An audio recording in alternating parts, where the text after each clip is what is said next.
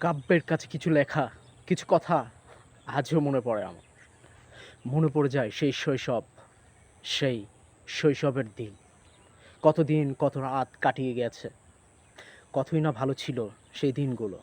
সেই দিনগুলোর কথা মনে পড়লে এখন মাঝে, মাঝে নিজেকে আবার সেই ছোট্ট বাচ্চার রূপে দেখতে চাই।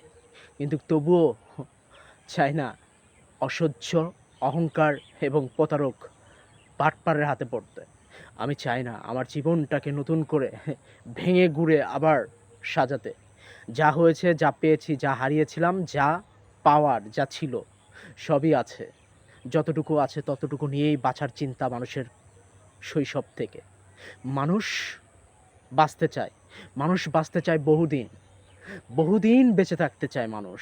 মানুষ চায় না খারাপ কোনো কিছু।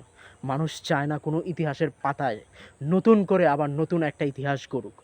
তবুও এই প্রজন্ম বারবার করেই নতুন ইতিহাস গড়ে দিবে। গড়ে দিবে নতুন কিছু। মানুষ গড়তে পারে। মানুষ ভাঙতে পারে। মানুষ চিৎকার করতে পারে। মানুষের চিৎকারের শব্দ এখন আর কেউ শুনতে চায় না। মানুষ শুনতে চায় না বিরক্তবোধের সেই ক্লান্তি বোধগুলো। মানুষ কল্পনায় যতটুকু সুখে থাকতে চায়, মানুষ তার চেয়ে আনন্দ থাকতে চায় কল্পনা নিয়ে। মানুষ একা থাকতে চায়। মানুষ চায় না মানুষের সাথে মিশতে। মানুষ কখনোই ভালো থাকতে দেয় না। মানুষ নিজেকে দেয় স্বস্তি, অস্বস্তিকর পরিকল্পনা।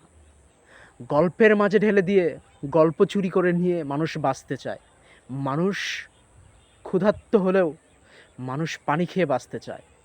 মানুষের শূন্য আত্মা কেবল অপূর্ণতায় ভোগান্তি ভোগ করছে।